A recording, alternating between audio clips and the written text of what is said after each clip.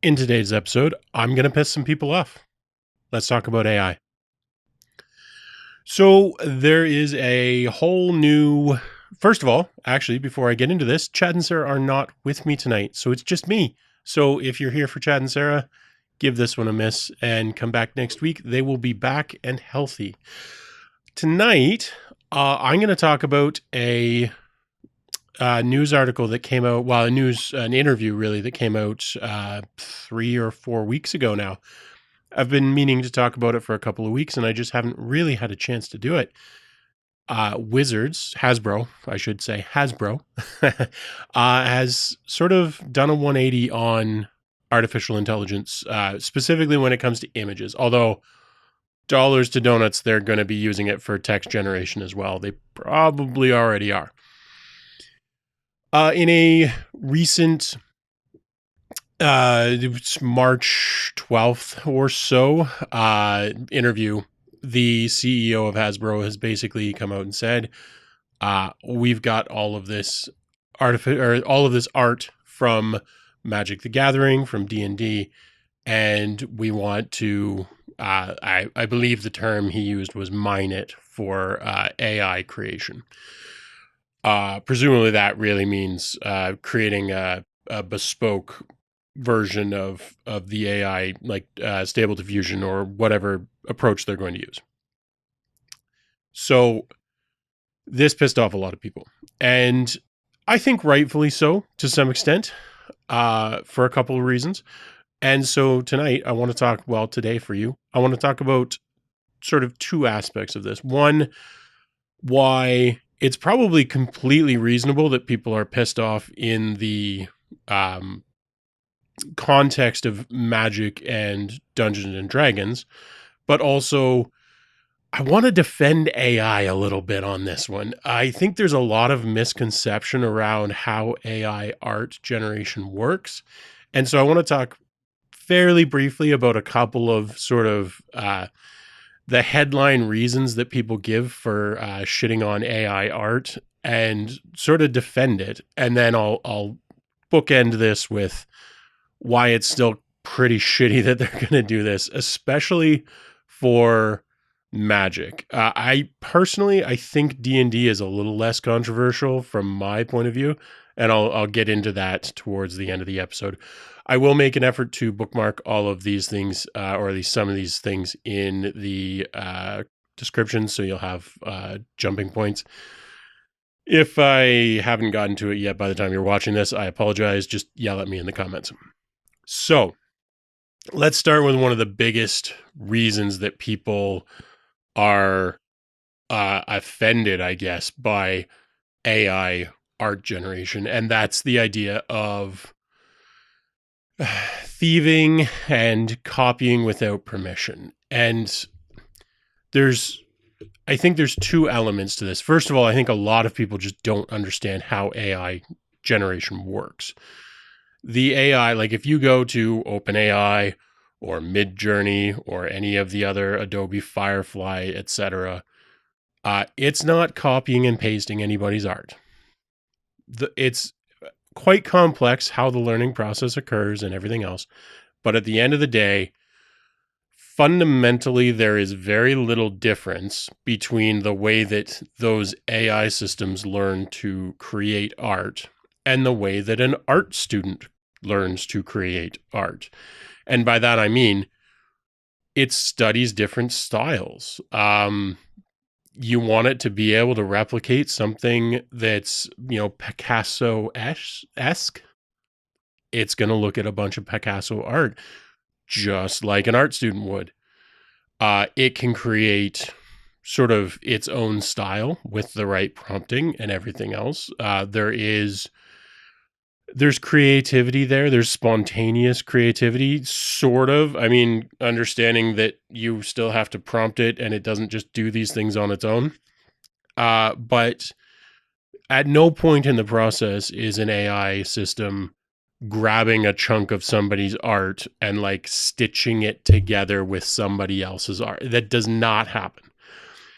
So I think part of the issue that some people have is that they just don't understand. They think that AI is, scrapbooking a bunch of different art and mangling it into a new drawing, painting, whatever.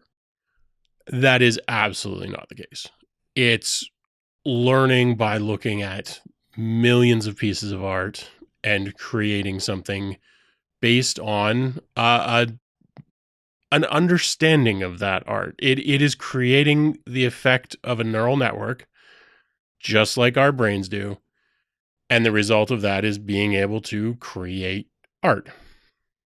So, with that out of the way, the other half of that argument is the permission side of things. So like AI in general, Midjourney, Firefly, etc. Most of these things, they just scraped sort of everything they could find in terms of art, and a lot of that art was from people who definitely didn't give explicit permission for this to happen.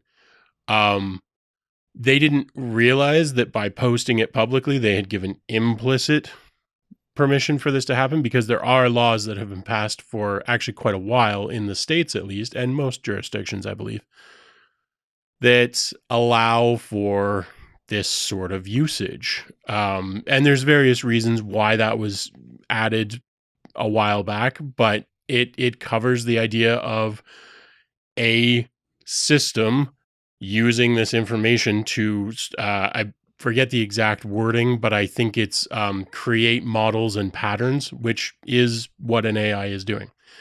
So by publishing the work publicly, like publishing the work, that's kind of what it means, and not explicitly forbidding it, most of these artists did unknowingly offer their works up for this.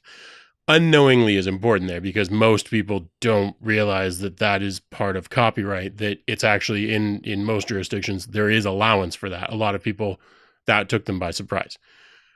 So it's not like they opted into it, but they didn't opt out. And anyone who wants to argue that that's kind of a crappy legal situation, I will wholeheartedly agree. But nobody did anything illegal there. There was no theft, because it was allowed, even though it was allowed in potentially a little bit of a sketchy way. It was allowed what these companies did. I've heard of a few situations where artists say that they had opted out and their work still got, scraped by these companies. And I'm not saying that they didn't. I'm just, I think that that's not why most people have a problem with it. I think that that's an extremely vanishingly small number of people. And B, I don't know that I've seen proof of it. And don't get me wrong, I'm not saying that they're lying. It's just that if you're going to say all AI art is garbage because they might have stolen some stuff from people, I'm going to need some amount of proof for that. So most of the art that these companies took and instructed these learning algorithms on was legally obtained. It's a carve out that exists in copyright. It has existed for a while. It's not new. They didn't, exploit a gray area. Wow, okay, they kind of exploited a gray area, but not really. It's there for a reason. And so you can be mad at the law. You can be mad at sort of not being made aware of the change in the law. But in reality, everything that these companies did, they were allowed to do. I say everything with like a little asterisk. They may have done some sketchy stuff, but the vast majority of it was legitimate. And so that to me is not a strong argument against AI art, this idea that it was stolen or otherwise, because in essence, these learning algorithms, these AIs, learn in... It's not really the same way that humans do, but it's not miles apart from the way humans learn. So if you were to take it to the extreme and say that eventually, ChatGPT will become a full person, a full conscious sentient being. And I have my doubts, but But if you assume that, then it learning how to make art by looking at a lot of art is not an unreasonable thing to do. Like, how else would it do it, right? The catch there is, if it were a sentient person, a cognizant being and everything else, it also wouldn't be enslaved by a corporation. So there's that argument behind it.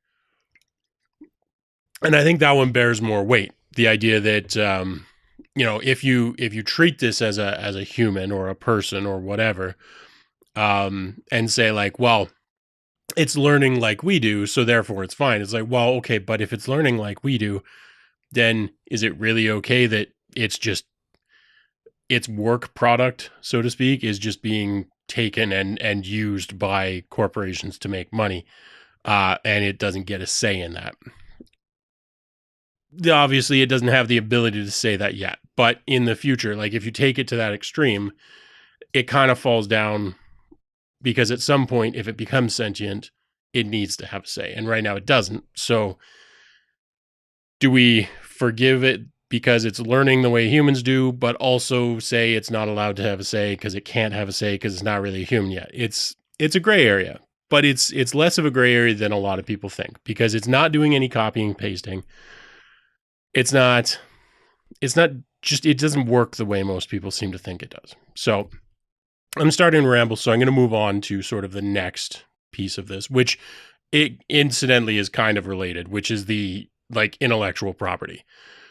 There's this idea that if the AI is trained on the art done by sort of the population of the planet, why is it then okay for the corporation to essentially take that work product of other people's, rehash it a little bit using some algorithms, and spit out a new version of something and then profit from it? Doesn't that violate sort of the spirit of copyright and everything else? And I think that's a stronger argument. It's very much tied to the idea of copying and theft and everything else, but it adds the nuance of, this isn't somebody who's, doing this for a living. Like, this isn't their life's journey. This is a corporation that is just spinning up some computer programs and spitting out art that is ostensibly created on the backs of other people who have, created art in the past. So there's that sort of like, is it okay to profit? Does it fall into the category of like services theft? And if you're unfamiliar with the idea of services theft, it's if you throw your trash out in a restaurant's dumpster, that's a service theft. You are denying them the space in the dumpster that your garbage is taking up. So if you throw a couch in the McDonald's dumpster, you could get charged with theft of service because you have stolen that service from them. They can't, if your couch is in their dumpster, they can't put their garbage in the dumpster. And so there's potentially an argument around that with AI art, where this is a company running algorithms to fill a service, art creation, that rightfully should have gone to human artists, and they're doing so by utilizing the human artist's work.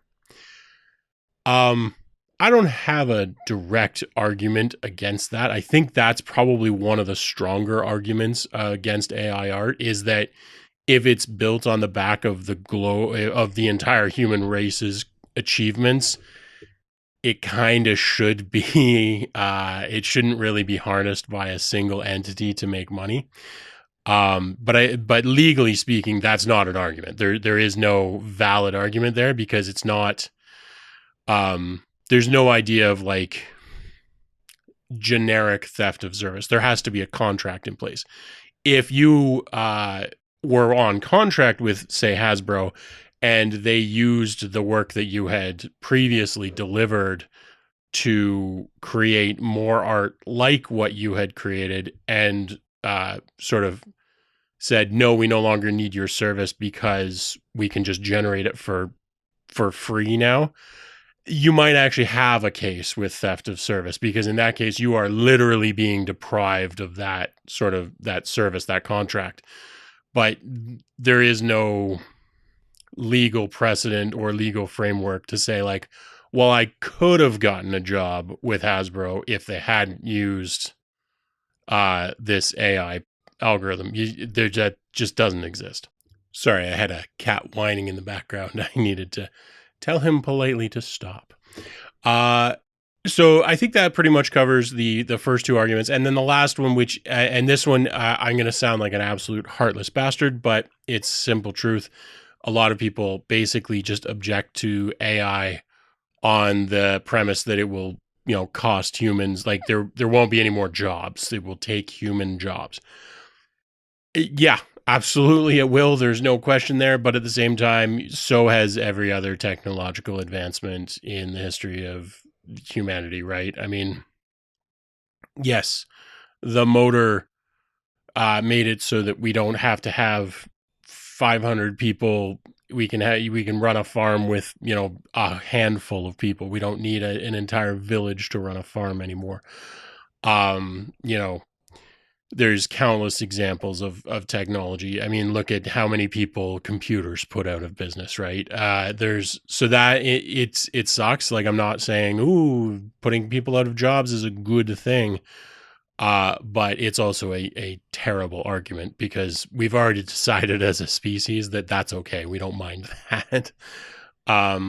So those are the main ones. And I'm not saying this is exhaustive. I know different people have different reasons for disliking AI art, but I wanted to at least touch on some of those, especially the first one around sort of this idea of theft, because it is no more theft from a legal perspective for sure.